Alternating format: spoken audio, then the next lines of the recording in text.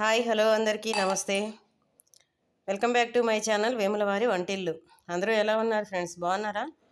నేనైతే చాలా బాగున్నానండి. మీరు కూడా చాలా చాలా బాగుండాలని మనస్ఫూర్తిగా భగవంతుడిని అయితే కోరుకుంటున్నాను ఫ్రెండ్స్. ఇంకా ఈరోజు వీడియో వచ్చేసి నేను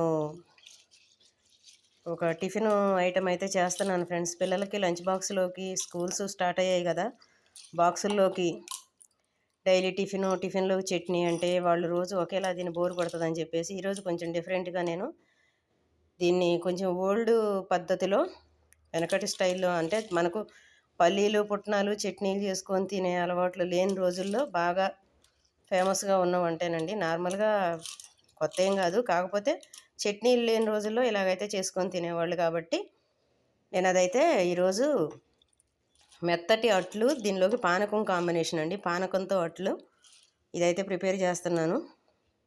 దీనికోసం దీని స్వీట్ అండి, పానకం అంటే అది స్వీట్తో చేసుకునేది. దాన్ని కాంబినేషను అట్లు, చట్నీ లేకుండా హాట్ కాకుండా స్వీట్గా చేసుకొని తింటే మాత్రం చాలా అంటే చాలా అయితే టేస్ట్గా ఉంటుంది ఫ్రెండ్స్. నేను దీనికోసం ఈ గ్లాసు మినపప్పు తీసుకుంటే 2 గ్లాసుల రైస్ అయితే వేసానండి.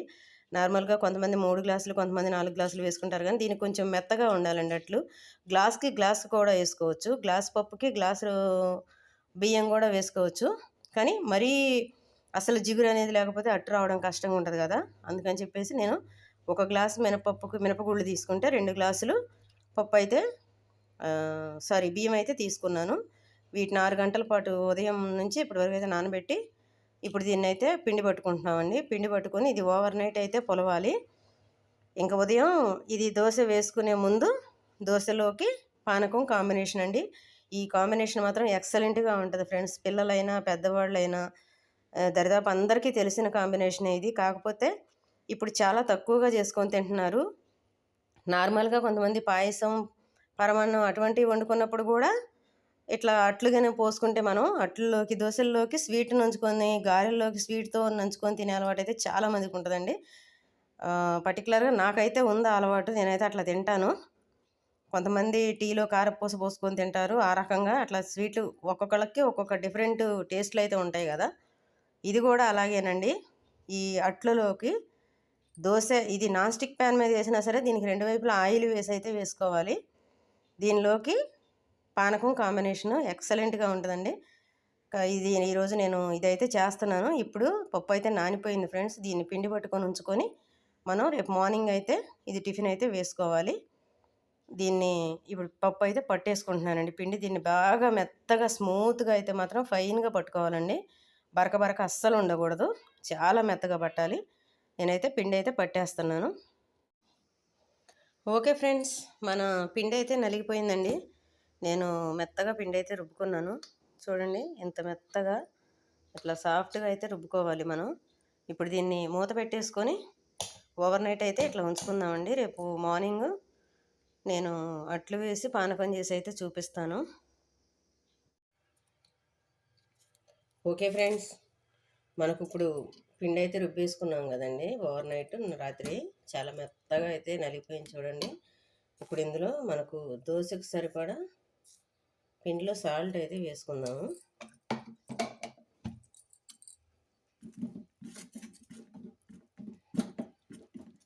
చక్కగా పొంగిందండి.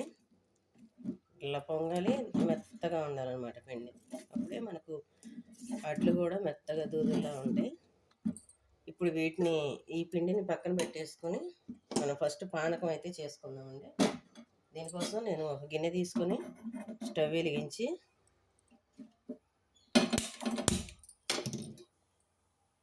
కొన్ని వాటర్ అయితే వేసుకుంటున్నాను.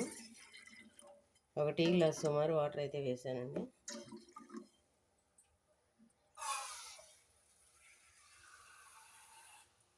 ఇది మనం చేసేటప్పుడు ఎంత పలచగా ఉన్నా కానీ ఫ్రెండ్స్, మళ్ళీ మనం తినేటప్పటికి వచ్చేసరికి గట్టి పడిపోద్దండి చల్లారిపోతే. అందుకని కొంచెం లూజ్గానే చేసుకోవాలి.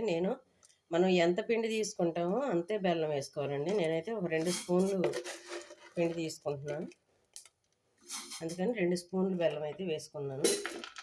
ఇప్పుడు ఈ బెల్లం మరగాలండి బాగా. ఈలోగా మనం ఇంకొక బౌల్లో వాటర్ తీసుకొని ఈ వాటర్లో మళ్ళీ మనం బెల్లం తీసుకున్న స్పూన్తోనే 2 స్పూన్లు బెల్లం తీసుకున్నాం కదా, అదే 2 స్పూన్లు బియ్యపిండి అండి. బియ్యపిండి తీసుకొని కొంచెం వాటర్లో వేసి దీన్ని బాగా ఉండలు లేకుండా చక్కగా ఫైన్గా పల్చగా ఉండేలాగా అయితే కలుపుకోవాలి. ఈ బియ్యపిండి చాలా ఈజీ ప్రాసెస్ అండి, సింపుల్గా చేసేసుకోవచ్చు. టేస్ట్ మాత్రం సూపర్గా ఉంటుంది. డైలీ ప్రతిసారి మనం పల్లీ చట్నీ, పుట్నాల చట్నీ, కొబ్బరి చట్నీ, అల్లం చట్నీ ఇట్లా మార్చుకుంటుంటాం కదా, వాటితో పాటు పిల్లలకు లంచ్ బాక్సుల్లో ఇట్లా కూడా పెడితే టిఫిన్ బాక్సులకి చక్కగా ఇష్టంగా అయితే తింటారు. బెల్లం కూడా హెల్దీ కాబట్టి పంచదారతో కాకుండా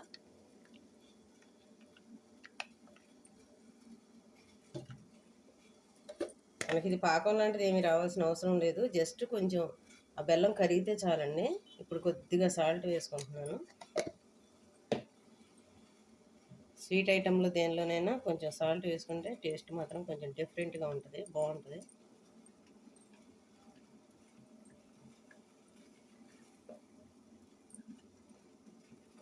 పిండి మాత్రం ఎక్కడ ఉండలు లేకుండా నీట్గా కలిపేసి పెట్టుకోవాలి.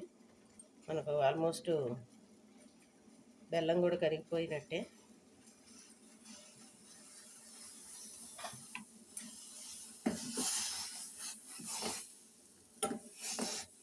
బెల్లం కూడా కరిగిపోయిందండి. ఇప్పుడు కొంచెం స్టవ్ ఫ్లేమ్ తగ్గించి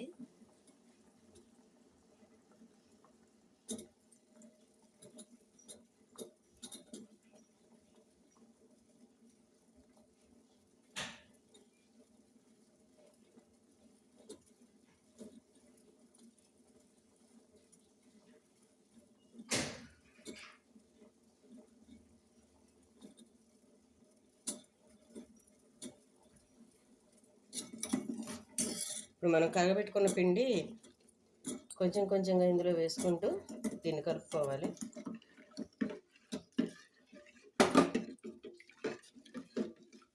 ఇంతేనండి, సింపుల్గా మన పానకం రెడీ అయిపోయినట్టే. ఇది ఒక 2 నిమిషాలు ఇట్లా పొయ్యి మీద ఉంచితే టైట్ అయిపోద్ది.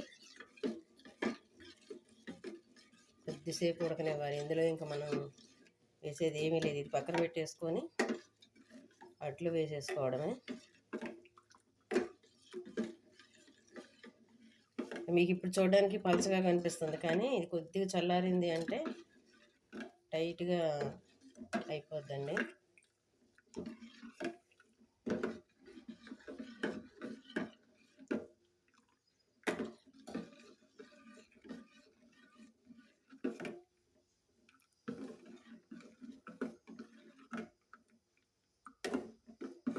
ఈ పాకంలో ఈ పిండి ఉడకాలి జస్ట్ అంతే.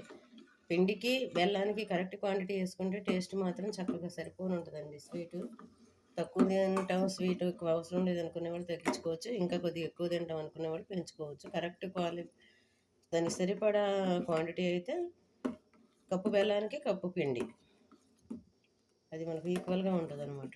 కరెక్ట్ సరిపడా ఉంటుంది. ఇది చూడండి టైట్ వచ్చేస్తుంది. ఈ స్టేజ్లో మనం దించేసుకోవచ్చు, ఎందుకంటే ఇంకా కొంచెం చల్లారిపోయిందంటే ఇంకా టైట్ అయిపోద్ది అనమాట. ఓకేనా?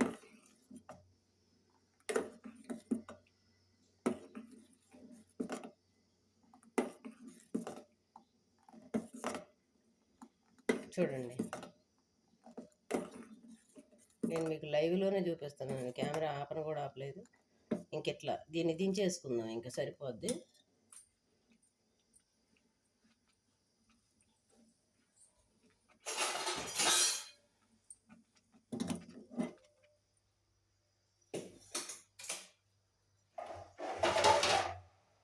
ఇప్పుడు మనం దోశలు అయితే వేసేసుకుందామండి.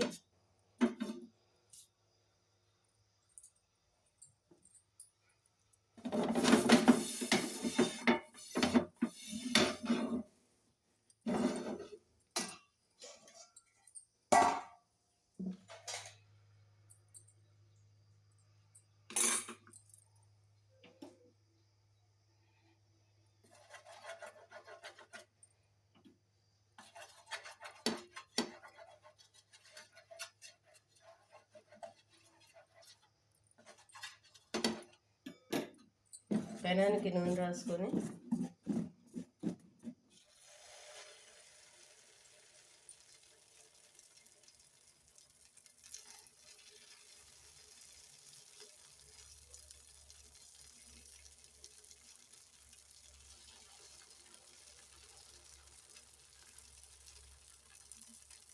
చిన్నగా వేసుకుంటేనే బాగుంటాయండి.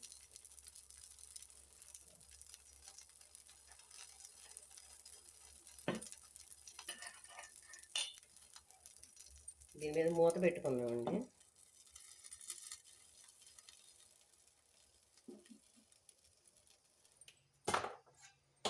నిమిషాల తర్వాత మూత తీసి చూసుకుందాం. కొద్దిగా ఒక చుక్క నూనె అయితే అప్లై చేసుకుందామండి మొత్తం చుట్టూ.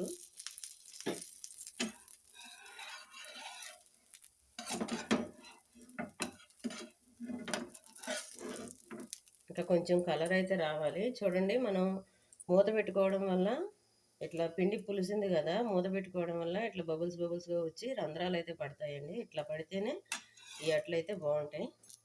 ఇప్పుడు ఇంకో వైపుకి అయితే తిరగేసుకుందాము.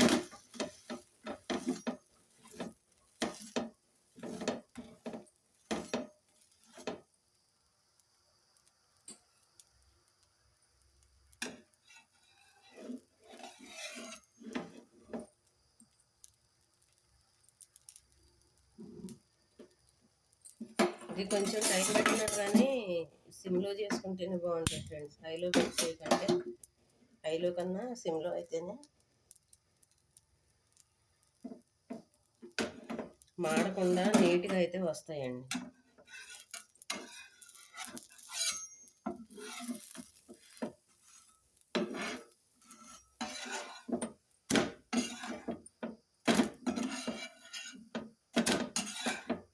ఇప్పుడు ఇది తీసేసుకుందామండి, కాలింది. ఇంకోటి వేసుకుందాము.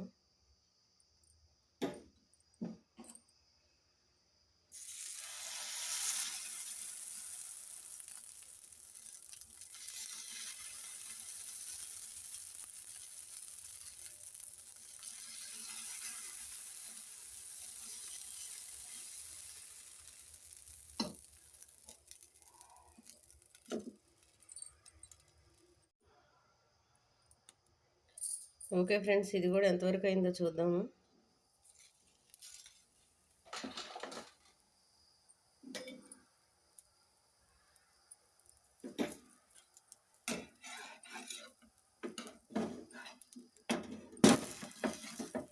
ఇది కూడా కాలిందండి.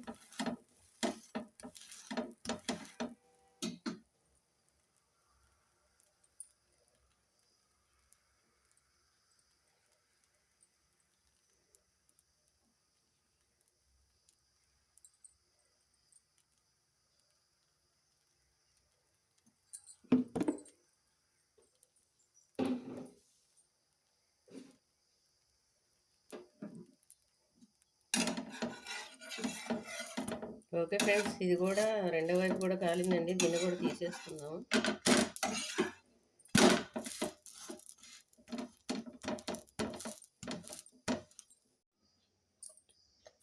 ఓకే ఫ్రెండ్స్, ఫైనల్గా చూసారు కదండి, మనకి దూది లాంటి మెత్తని అట్లు, దాని కాంబినేషను పాతకాలం పద్ధతిలో పానకం.